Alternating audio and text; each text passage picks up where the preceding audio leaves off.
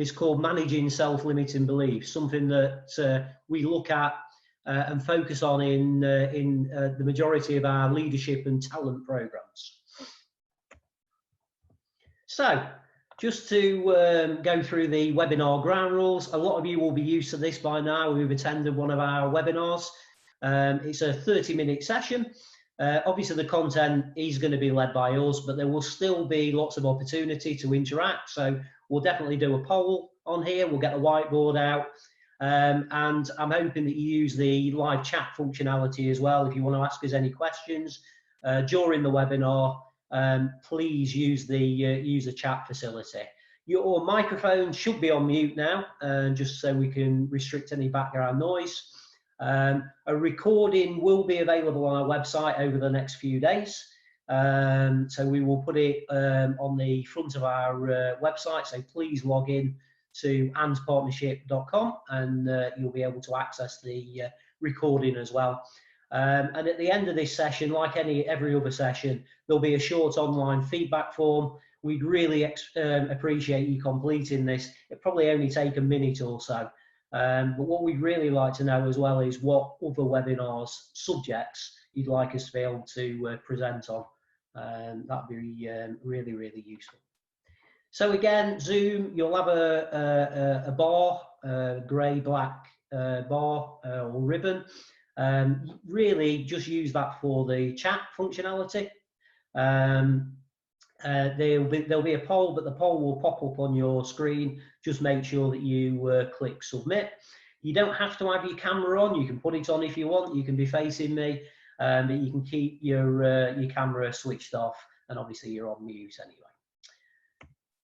So a little bit about me. Again, some of you might be sick of this. I keep changing the images. So this one's me on my local athletics track, thinking that I'm a bit of a Mo Farah, when actually a little bit of a tortoise, but at least I'm out there. So used to be heavily into my running, still trying to recreate those past glories on the track. But fantastic from a well-being point of view to get out there, and I have been out on several runs and bike rides over this enforced period. So the topic of today is around self-limiting beliefs, and I suppose what I want to do is just start by asking the question, well, why are we talking about this?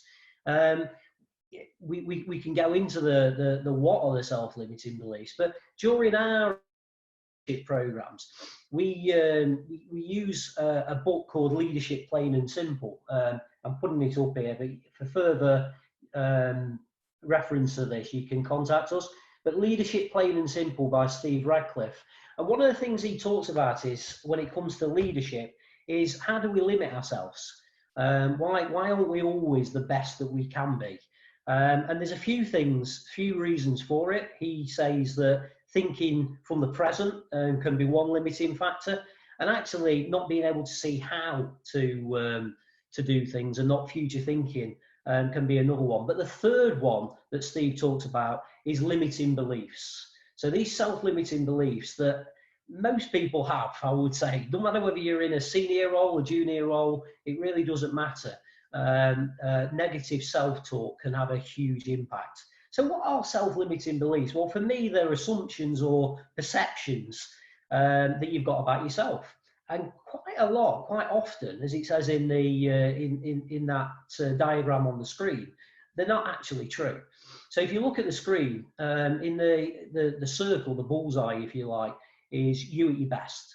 So everything's going really well, you're doing really well, you're feeling great, that's you at your best. But actually, these self-limiting beliefs can really have an impact, and they can stop you from operating at your best. And what tends to happen is people then put an armor up or a mask, and that's that sort of outer circle, and that's who you pretend to be. And what we need to try and do is we need to try and limit those self-limiting beliefs, and actually some of them are so hard to actually limit because they're ingrained. You know, they've been there potentially for years, that you need to, what we call, turn them down. So finding strategies and techniques to be able to turn self-limiting beliefs down is really, really key. What I'd like to do is just put the whiteboard up if possible, and we're gonna have a look. I'm gonna ask you on chat what kind of questions, what kind of things, negative things might come into your head that is a self-limiting belief that could hold you back. So I'm gonna do a bit of a starter for 10, if you like, to help us get going on this. So these are some of the things that I've heard on some of our leadership courses. So things like, I'm not clever enough, being one.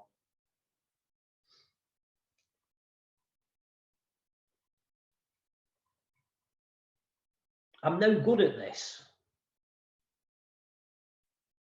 And this has come from Anne. When facing something new, actually having that in your head, I can't do this, I'm no good at this. I'm not experienced enough. Deborah's just put that one on there as well. I don't have enough experience. Fantastic. I'm not good enough.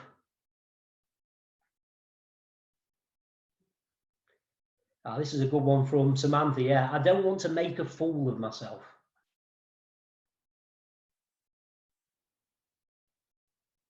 We've got another one there. Everyone sees through me.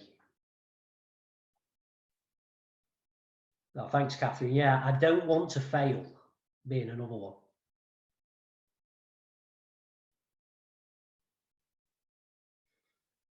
Any others from anybody else? Anything else coming in? People think I can't do it. So actually having that self-limiting belief of, they think I can't do it. Actually, it could be just a perception. It could be just an assumption. I'm not confident enough. We've got from Erica. Other people are doing more than me. Coming through.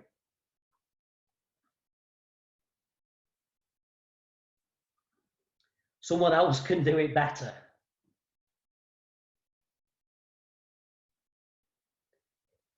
I don't want to put myself through the anxiety.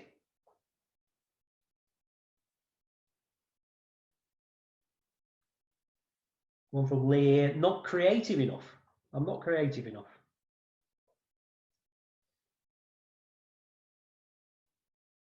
Any more for any more?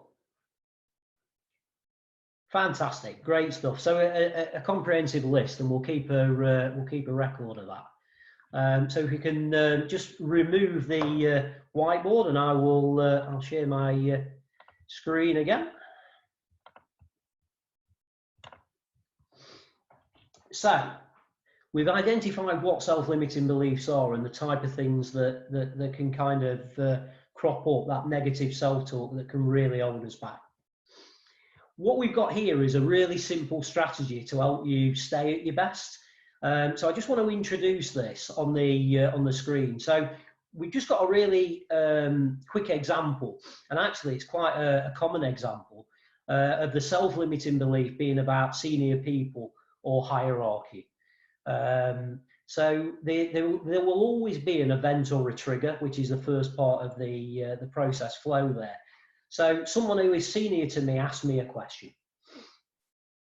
And the really important part of this process is the meaning that I give it. That's where you really need to manage and reduce those, turn down those self-limiting beliefs. So the meaning that you might give it, if you've got a self-limiting belief around that, is, well, they think I don't know. They think I'm incompetent. They're displeased with me. So there's a real panic there that sets in. And that's bound to have an impact. It has an impact on your behavior, how you act around that person. So that really can impact the best self. The action that person might take then is things like they might waffle, they might appear nervous, they might avoid the situation, they might stumble over an answer, any kind of those, which are all, of course, negative responses.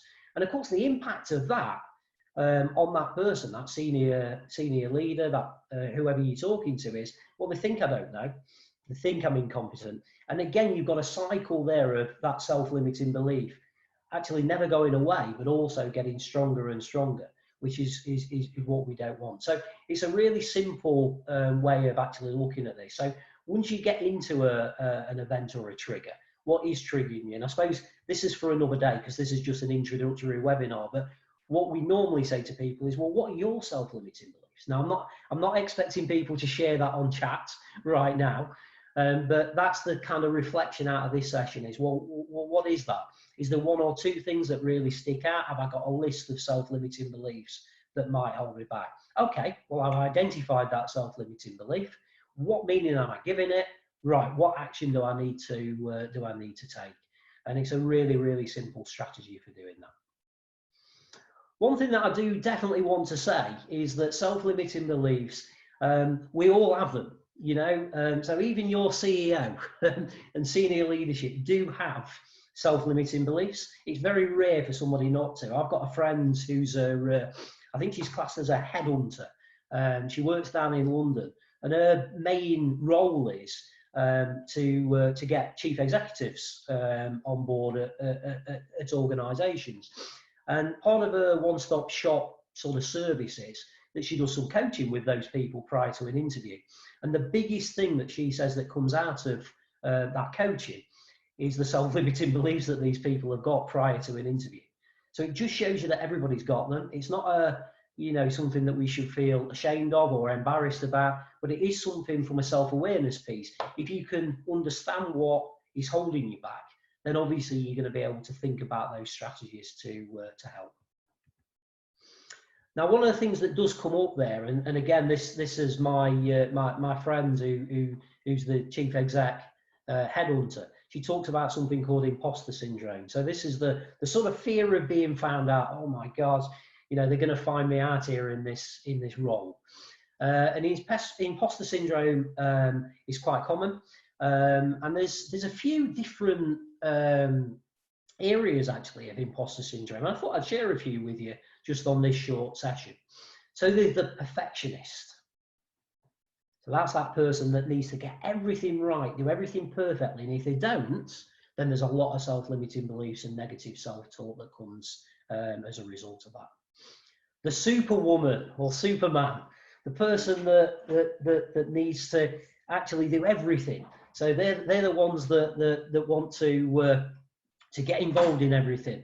So any delegation and things like that, I'm not sure about that. I'd do a lot better job myself. I'm not sure I can trust that person. And that can have a real impact on you. The natural genius, the person that sees themselves as being naturally really clever, really good at the job, but when they don't get that right, then potentially that can have a huge impact. The soloist, the person that likes to go off and do things on their own. And the expert, the subject matter expert, if you like.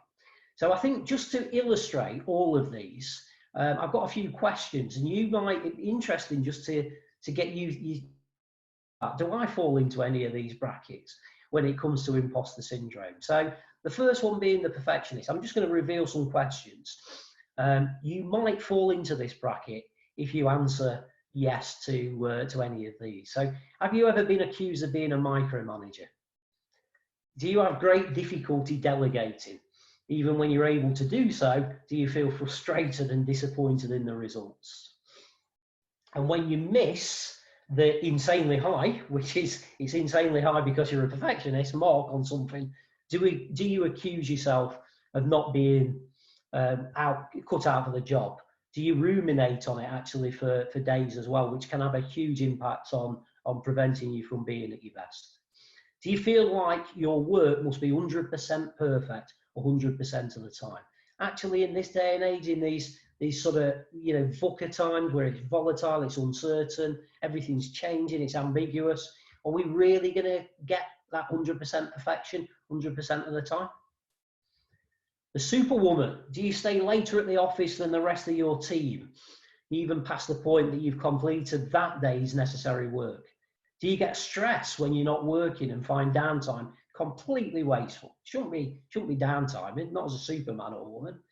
Have you left your hobbies and passions, hobbies and passions fall by the wayside? Are they sacrificed because of your job? And do you feel like you haven't truly earned your title, despite any kind of qualifications and achievements? So you feel pressed to work even harder and longer than those around you because you really want to prove your worth. You might fall into that superwoman or man bracket. So what about a natural genius? Are you used to excelling without much effort? Do you have a track record of getting straight A's, gold stars, whatever it might be, in everything you do? So you've got a real track record of success. Were you told frequently as a child that you were the smart one in your family or your peer group? Do you dislike the idea of having a mentor because you can handle things all on your own? What would a mentor do? When you're faced with a setback, does your confidence really take a tumble because you're not performing well? And that really provokes a feeling of shame. And this is where the imposter syndrome really comes in on this natural genius bit. Do you often avoid challenges because it's so uncomfortable to try something you're not great at? All things that could make you fall into that natural genius bracket. So what about the soloist then? Do you firmly feel that you need to accomplish things on your own? I don't need anybody's help. Does that sound like you? Do you frame requests in terms of the requirements of the project rather than your needs as a person? You may fall into the soloist bracket, if so.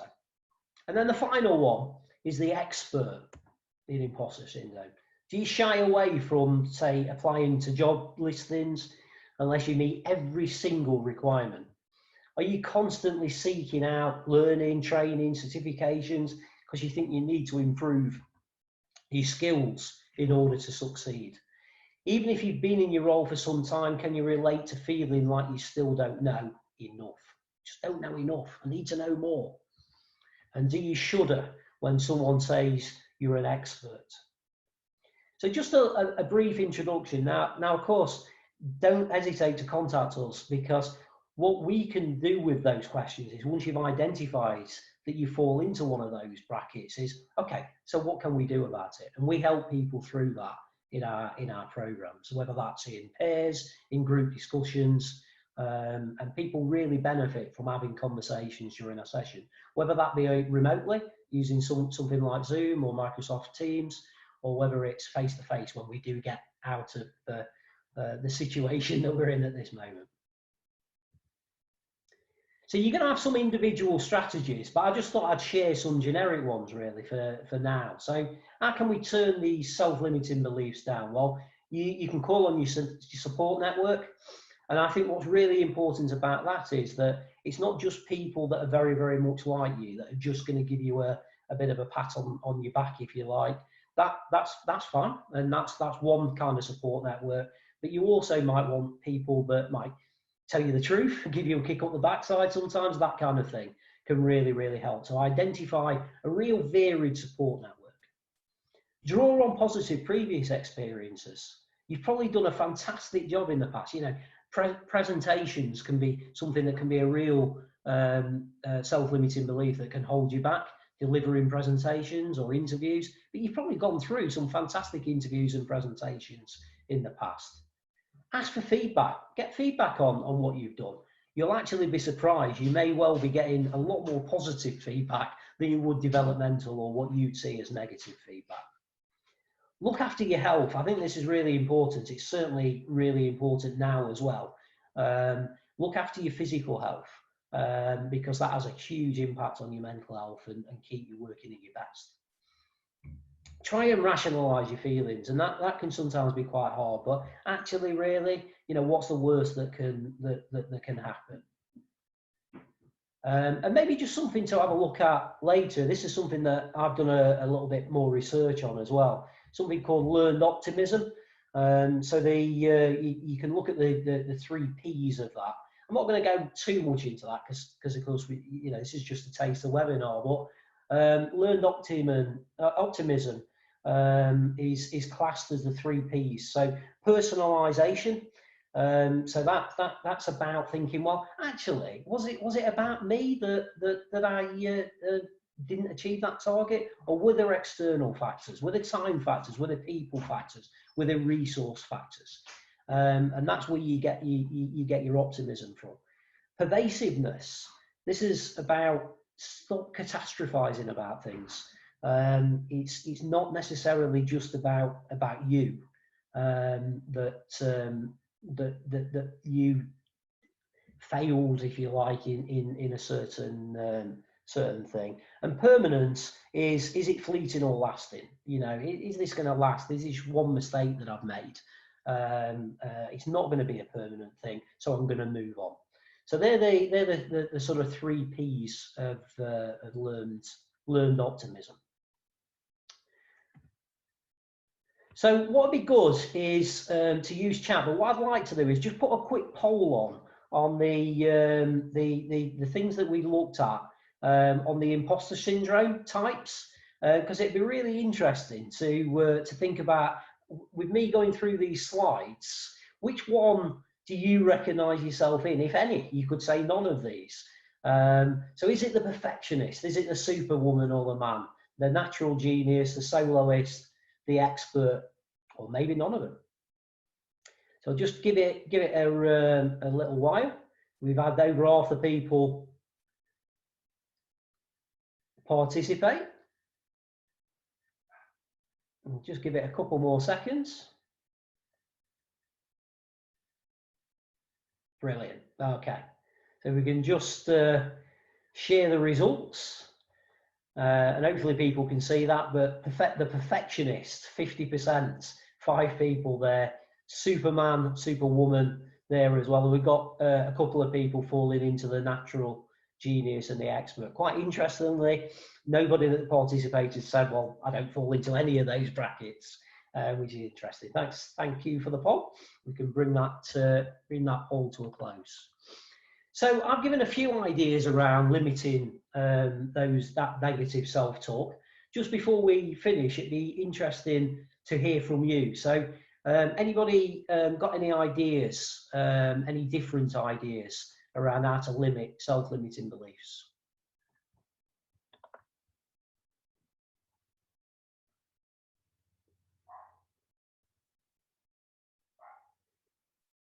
Any more ideas?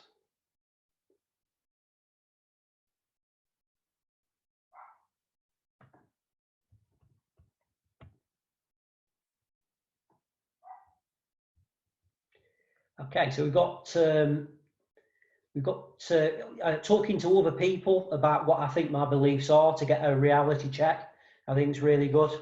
Telling yourself that this is going to pass. Nobody's died.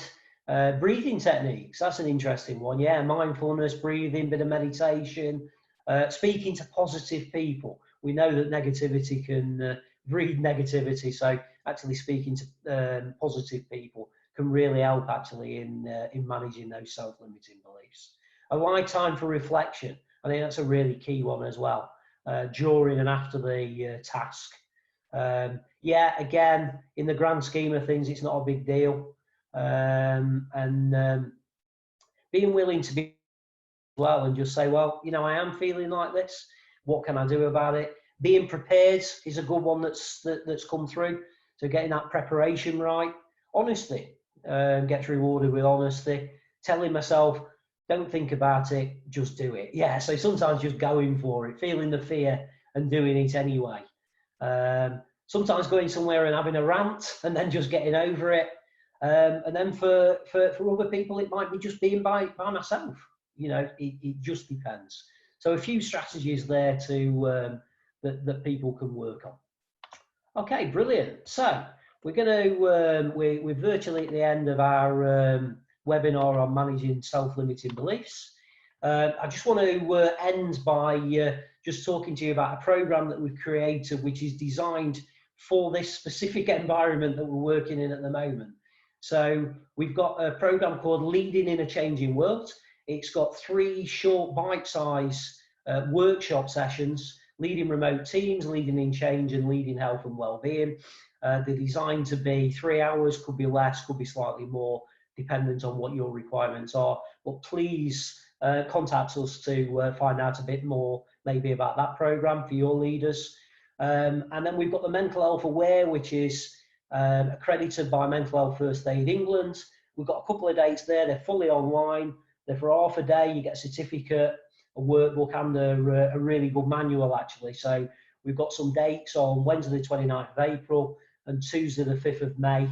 Check those out on our website. We've still got quite a few webinars left, and we've got the brilliant Anne presenting a webinar on maintaining productivity while working remotely, 3 o'clock this afternoon. So get registering for that one. We've got other things like building personal brand innovation, presenting with edge, having difficult conversations, etc. So please book. It'd be great to see people on any future webinars. So if you've not done so already, if you can follow us on LinkedIn, you'll be able to hear about all the latest webinars and products that we've got out there and events. Feel free to access our website, as I said. We'll be putting this video up, like all the other webinars, in the next few days. And don't hesitate to contact either me directly or via hello@ampartnership.com, or give us a call. Excuse me. So I really appreciate your feedback on this webinar. If you open the camera on your phone, scan the QR code, it literally will take you a minute to do that, and we would really appreciate that. I'm just going to keep this on the screen for about 30 seconds. If you've got anything else you want to chat to me about just before we leave this, I'll keep this webinar up for another minute or so. Put a quick chat on there, and I'll be able to answer that off air as well. So thanks ever so much. I hope everybody got some benefit from that, and I will see you soon.